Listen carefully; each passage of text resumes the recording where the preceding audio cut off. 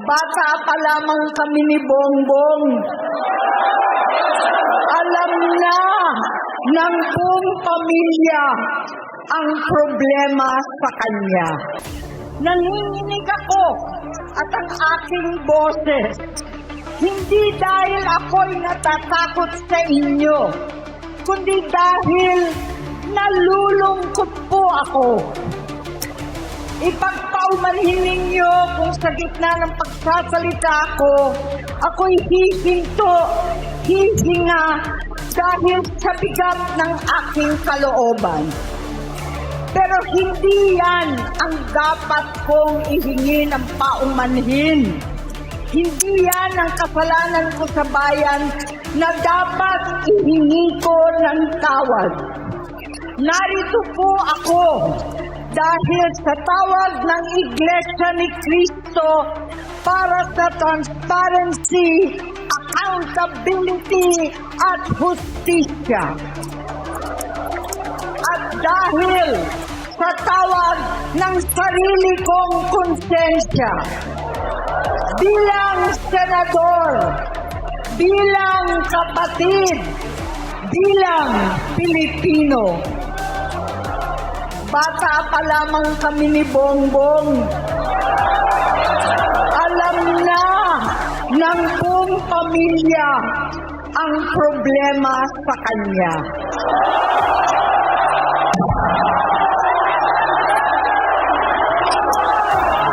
Sa totoo lang, mababasa naman ng lahat ang mga testimonya ng aking ama patungkol sa kanyang ugali at gawain. Noon, dahil may tatay pa kami, hindi ko pa siya responsibilidad. Noong tumatanda, ay mas naging nakakabahala. Batid ko na nagdadrag siya.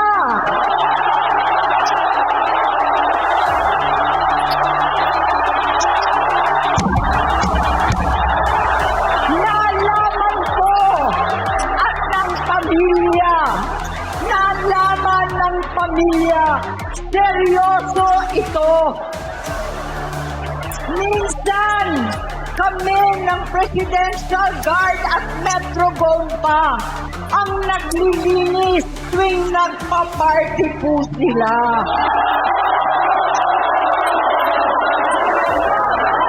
Nabuhay kaming magkakapatid sa ibang bansa. Kami-kami lang. Kinumbinsi ko pa si Bongbong. Pakasalan mo na si Lisa. Naisip ko noon, kapag nag-asawa siya, malalagay na sa tahimik at magkakaroon ng direksyon. Ang laki ng pagkakamali ko. Mas lumala ang kanyang pagkalulong sa droga.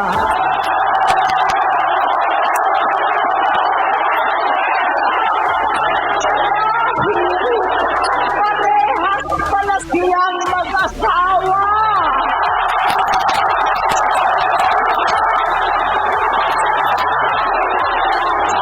Naging gobernador siya ng Ilocos. Alam ng mga tao doon na halos hindi siya pumapasok. Tuwing kukumprontahin ko siya, ay nagsasabi siyang magbabago na siya, aalisin na niya ang bisyo.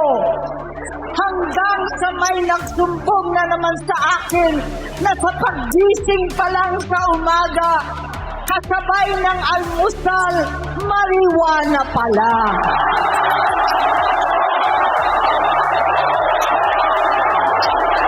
Paghapon sila, lahat sila nagiinuman at gumagamit ng cocaine.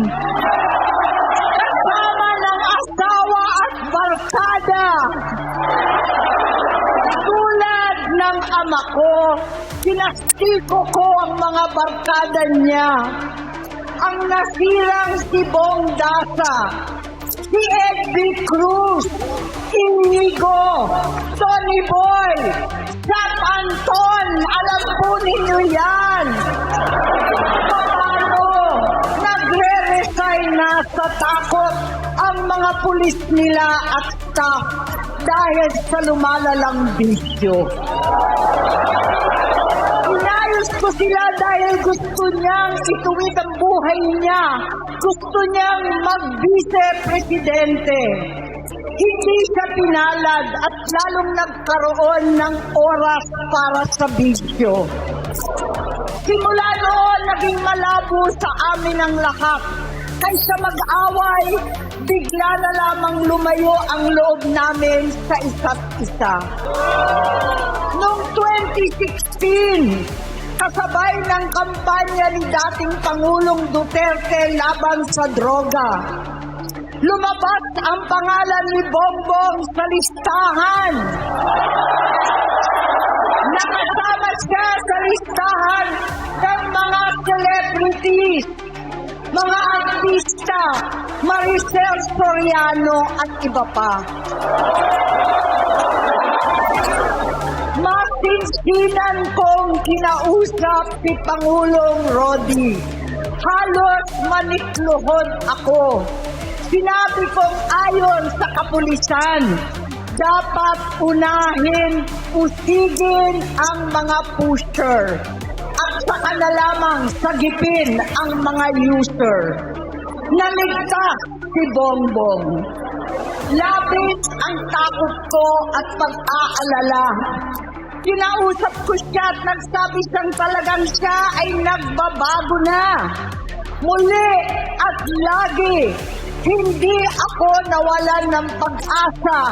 Ako'y naniwala ulit.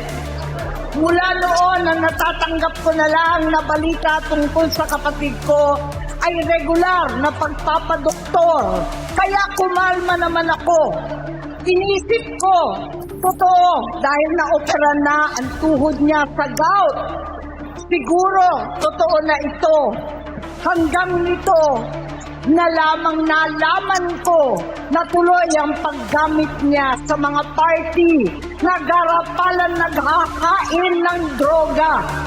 Pinagmamalaki pa ng mag-asawang kayang-kaya nila ang microdosing ng cocaine. Hati-hatiin daw para 4 na beses sa isang araw. Hindi mabibisto. Ang pampapadoktor, pinalabas nila ang pag-stem cell. Nagpapalit daw ng dugo, nagpapa-blood transfusion. Kayang-kaya raw, hindi ko maintindihan ang pinagsasabi. Noong 2021, kahit papano, nagkikita kami at nagkakausap.